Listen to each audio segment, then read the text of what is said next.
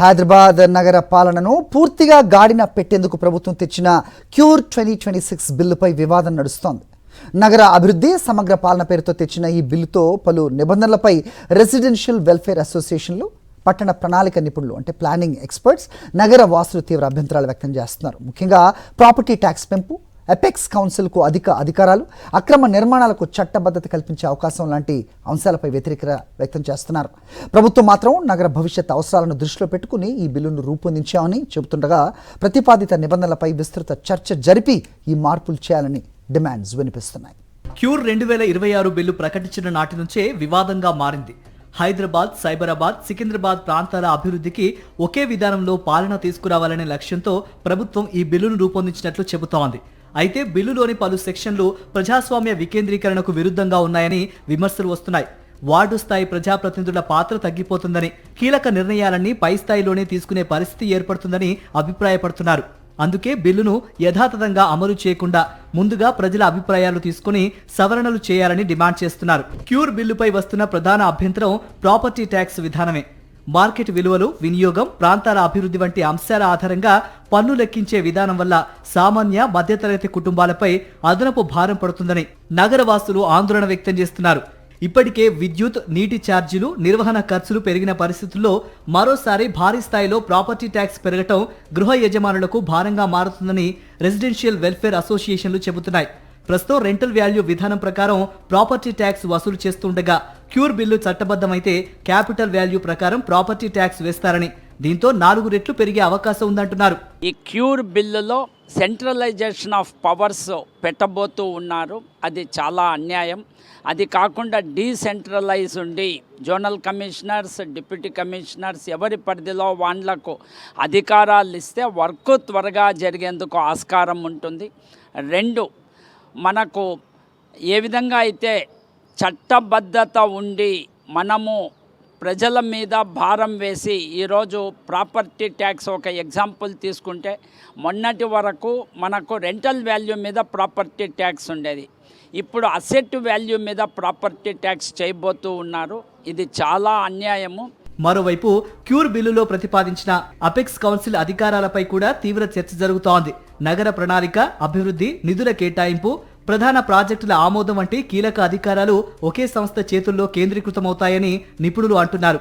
దీంతో స్థానిక సంస్థల స్వయం ప్రతిపత్తి దెబ్బతినే ప్రమాదం ఉందని, ఎన్నికైన కార్పొరేటర్లు, మేయర్ల పాత్ర పరిమితమయ్యే అవకాశం ఉందని అభిప్రాయపడుతున్నారు.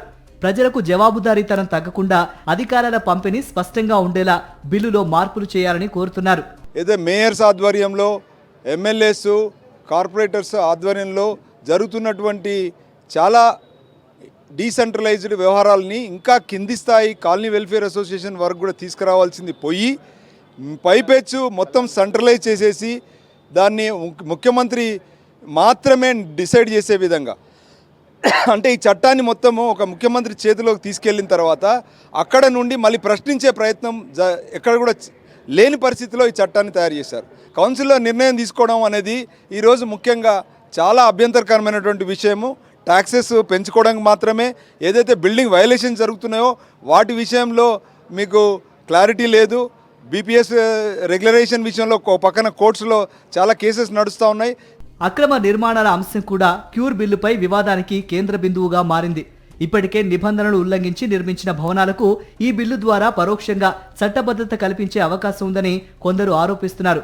నిబంధనలు పాటించి ఇల్లు నిర్మించిన వారికి అన్యాయం జరిగే ప్రమాదం ఉందని, అక్రమ నిర్మాణాలను నిరోధించాల్సింది పోయి రెగ్యులరైజేషన్ కు మార్గం సుగమం చేయటం సరైన విధానం కాదని విమర్శిస్తున్నారు. క్యూర్ బిల్లులోని పలు అంశాలపై అభ్యంతరాలు వ్యక్తం చేస్తూ మొత్తం 3800 అభ్యంతరాలు వచ్చాయి. రెసిడెన్షియల్ వెల్ఫేర్ అసోసియేషన్లు, పౌర సంఘాలు, పట్టణాభివృద్ధి నిపుణులు తమ సూచనలను, అభ్యంతరాలను ఆన్లైన్లో ప్రభుత్వానికి ఇచ్చారు. బిల్లును అమలు చేసే ముందు ప్రజలతో విస్తృత స్థాయిలో చర్చలు నిర్వహించాలని, నిపుణుల కమిటీతో సమీక్షించి అవసరమైన సవరణలు చేయాలని కోరుతున్నారు. బిల్లు గురించి సజెషన్స్ ఇవ్వడానికి 20 days మాత్రమే ఇచ్చారు. అండ్ ఇది చట్ట విరుద్ధము. ఎందుకంటే ఏ బిల్ వచ్చినా కానీ మినిమం 30 days ఇవ్వాల్సిన అవసరం ఉంటుంది. అండ్ సెంట్రల్ గవర్నమెంట్ డైరెక్టివ్స్ కూడా ఉన్నాయి. ఈ విషయం మీద ఒక పాలసీ ఉంది. ఏ బిల్ వచ్చినా ప్రజలకు అర్థమయ్యే భాషల్లో దాన్ని రిలీజ్ చేయాలి. అట్లా చేశాక 30 days టైం ఇవ్వాలి. ఈ బిల్లు కేవలం ఇంగ్లీష్లో వచ్చింది, కేవలం 19 రోజులు ఇచ్చారు, ఎట్లాంటి టైం ఎక్స్టెన్షన్ ఇవ్వలేదు. క్యూర్ బిల్లుపై అధికారులు ఇప్పటివరకు కేవలం రెసిడెన్షియల్ వెల్ఫేర్ అసోసియేషన్లతో మీటింగ్లు పెట్టారు. అయితే హైదరాబాద్లో బస్తీవాసులు సామాన్యులు కూడా భాగమేనని, తమకు ఎలాంటి సమాచారం ఇవ్వకుండా బిల్లు తీసుకొస్తున్నారని విమర్శిస్తున్నారు. ప్రాపర్టీ ట్యాక్స్ పెంచితే తమకు ఇబ్బందులు అవుతాయని చెబుతున్నారు.